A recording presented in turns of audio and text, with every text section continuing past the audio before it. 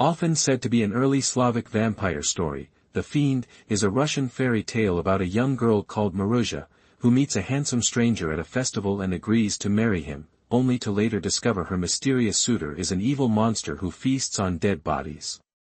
Although elements of the fairy tale, such as the monster's charm and susceptibility to holy water, are a good match for traditional vampire lore, other aspects are not. The act of feeding on a dead body is more suggestive of a zombie than a vampire, while the fact that Maruzha sees him doing this inside a church further goes against typical vampire tropes by allowing him access to holy ground. However, overall, Maruzha's dark amour certainly has more in common with vampires than other types of predatory monsters. This version of The Fiend is taken from Russian fairy tales, a choice collection of Muscovite folklore, translated by William Ralston Shedden Ralston, M.A. Online text. In a certain country there lived an old couple who had a daughter called Maruzha, Mary. In their village it was customary to celebrate the feast of St. Andrew I called, November 30th. The girls used to assemble in some cottage, bake pampushki, and enjoy themselves for a whole week, or even longer. Well, the girls met together once when this festival arrived, and brewed and baked what was wanted. In the evening came the lads with the music, bringing liquor with them, and dancing and revelry commenced. All the girls danced well, but Maruzha the best of all. After a while there came into the cottage such a fine fellow. Mary, come up. Regular blood and milk, and smartly and richly dressed. Hail, fair maidens, says he. Hail, good youth, say they. Your merrymaking. Be so good as to join us. Thereupon he pulled out of his pocket a purse full of gold, ordered liquor, nuts and gingerbread. All was ready in a trice, and he began treating the lads and lasses, giving each a share. Then he took to dancing. Why, it was a treat to look at him. Maruzha struck his fancy more than anyone else, so he stuck close to her. The time came for going home. Maruzha, says he, come and see me off. She went to see him off. Maruzha, sweetheart, says he, would you like me to marry you? If you like to marry me, I will gladly marry you. But where do you come from? From such and such a place. I'm clerk at a merchant's. Then they bade each other farewell and separated. When Maruzha got home, her mother asked her, well, daughter, have you enjoyed yourself? Yes, mother. But I've something pleasant to tell you besides. There was a lad there from the neighborhood, good-looking and with lots of money, and he promised to marry me. Harkee Maruzha. When you go to where the girls are tomorrow, take a ball of thread with you, make a noose in it, and, when you are going to see him off, throw it over one of his buttons, and quietly unroll the ball, then, by means of the thread, you will be able to find out where he lives. Next day Maruzha went to the gathering, and took a ball of thread with her. The youth came again. Good evening, Maruzha, said he. Good evening, said she. Games began and dances. Even more than before did he stick to Maruzha, not a step would he budge from her. The time came for going home.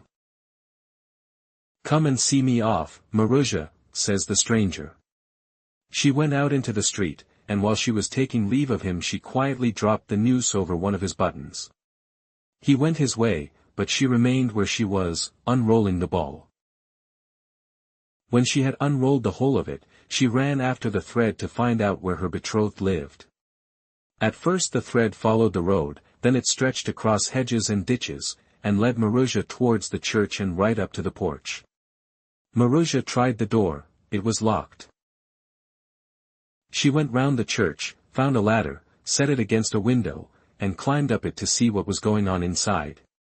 Having got into the church, she looked, and saw her betrothed standing beside a grave and devouring a dead body, for a corpse had been left for that night in the church. She wanted to get down the ladder quietly, but her fright prevented her from taking proper heed, and she made a little noise.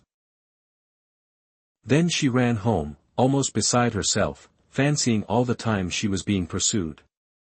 She was all but dead before she got in. Next morning her mother asked her, "Well, Marozha, did you see the youth?" "I saw him, mother," she replied. But what else she had seen she did not tell. In the morning Marozha was sitting, considering whether she would go to the gathering or not. "Go," said her mother. "Amuse yourself while you're young." So she went to the gathering. The fiend was there already. Games, fun, dancing, began anew. The girls knew nothing of what had happened. When they began to separate and go homewards, "Come, Marozha," says the evil one, "see me off." She was afraid, and didn't stir. Then all the other girls opened out upon her. "What are you thinking about? Have you grown so bashful, forsooth? Go and see the good lad off." There was no help for it. Out she went, not knowing what would come of it. As soon as they got into the streets he began questioning her. "You were in the church last night? And saw what I was doing there? Very well. Tomorrow your father will die." Having said this, he disappeared. Marozha returned home grave and sad. When she woke up in the morning, her father lay dead. They wept and wailed over him, and laid him in the coffin. In the evening her mother went off to the priest's, but Marozha remained at home. At last she became afraid of being alone in the house. "Suppose I go to my friends," she thought. So she went, and found the evil one there. "Good evening, Marozha. Why aren't you merry?" "How can I be merry? My father is dead." "Oh. Poor thing." They all grieved for her. Even the accursed one himself grieved, just as if it hadn't all been his own doing. By and by they began saying farewell and going home. "Marozha," says he, "see me off." She didn't want to. "What are you thinking of, child?" insist the girls. "What are you afraid of? Go and see him off." So she went to see him off. They passed out into the street. "Tell me, Marozha," says he, "were you in the church? Did you see what I was doing? Very well. Tomorrow your mother will die." He spoke and disappeared. Marozha returned home sadder than ever. The night went by. Next morning, when she awoke, her mother lay dead. She cried all day long, but when the sun set, and it grew dark around, Marozha became afraid of being left alone, so she went to her companions. "Why, whatever's the matter with you? You're clean out of countenance," say the girls. "How am I likely to be cheerful? Yesterday my father died, and today my mother." "Poor thing! Poor unhappy girl," they all exclaimed sympathizingly. Well, the time came to say goodbye. "See me off, Marozha," says the fiend. So she went out to see him off. "Tell me, were you in the church? And saw what I was doing? Very well. Tomorrow evening you will die yourself." Marozha spent the night with her friends. In the morning she got up and considered what she should do. She bethought herself that she had a grandmother, an old, very old woman, who had become blind from length of years. "Suppose I go and ask her advice," she said, and then went off to her grandmother's.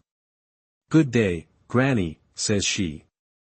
"Good day, granddaughter. What news is there with you? How are your father and mother?"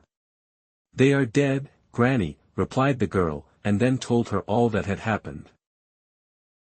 The old woman listened, and said, "Oh dear me! My poor unhappy child! Go quickly to the priest, and ask him this favor, that if you die, your body shall not be taken out of the house through the doorway, but that the ground shall be dug away from under the threshold, and that you shall be dragged out through that opening.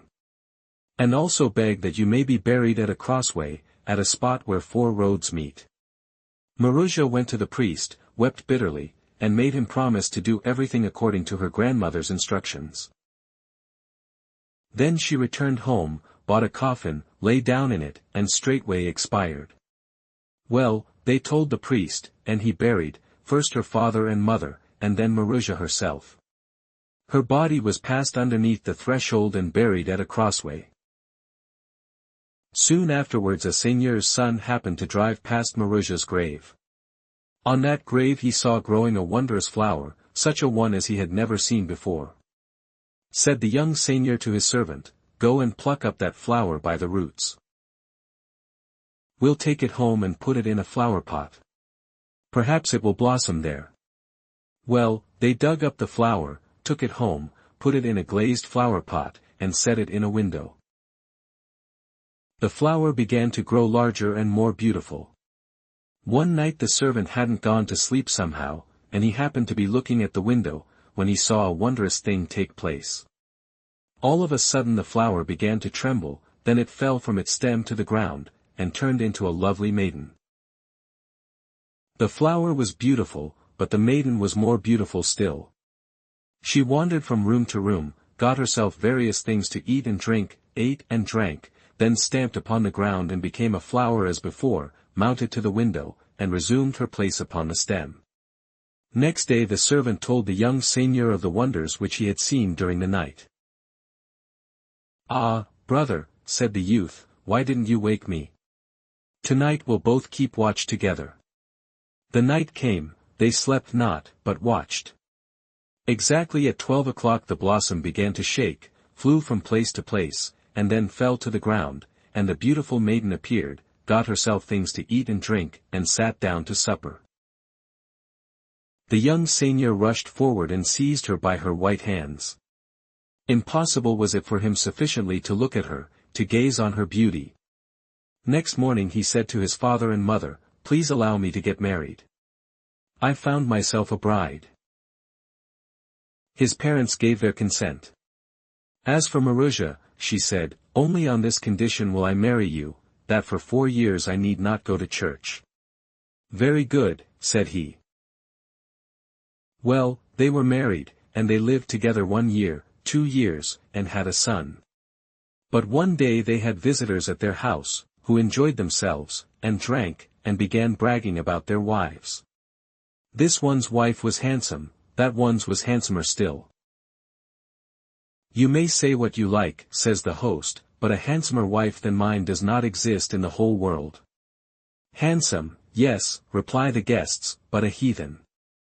Why, she never goes to church." Her husband found these observations distasteful. He waited till Sunday, and then told his wife to get dressed for church. "I don't care what you may say," says he. "Go and get ready directly."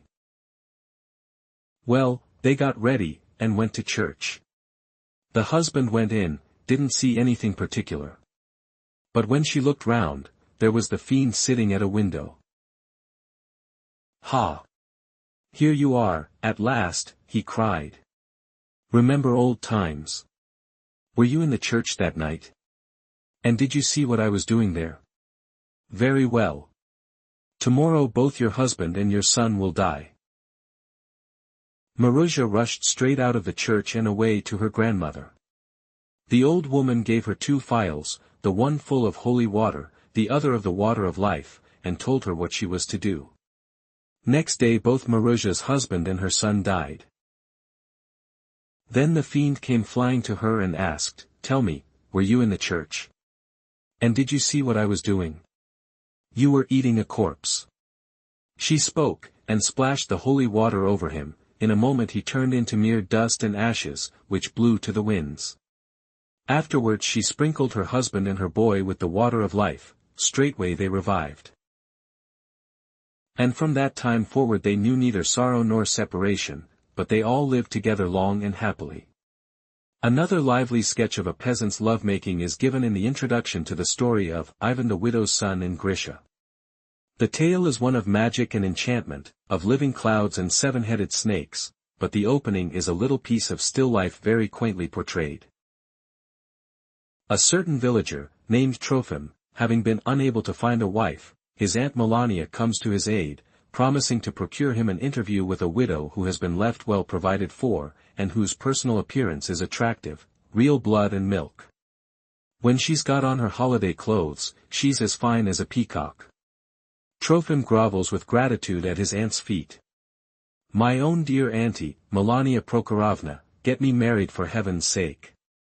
I'll buy you an embroidered kerchief in return, the very best in the whole market.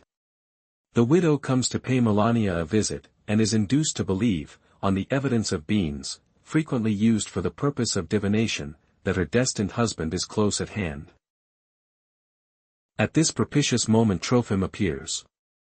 Melania makes a little speech to the young couple, ending her recommendation to get married with the words, I can see well enough by the bridegroom's eyes that the bride is to his taste, only I don't know what the bride thinks about taking him.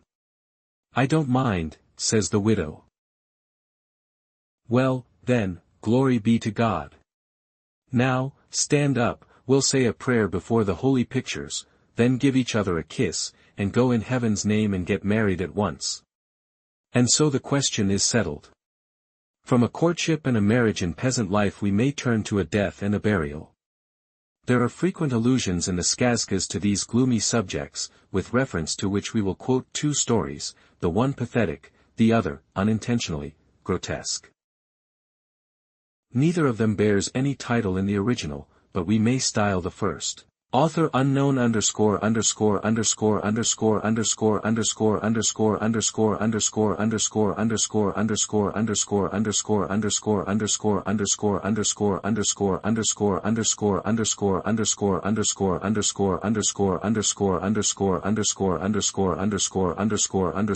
_______________________________________________________________________________________________________________________ ________________________ Pampushki is a form of unleavened garlic bread that's common to Russia and other Slavic countries. If you enjoyed this story, subscribe to our channel for more thrilling tales.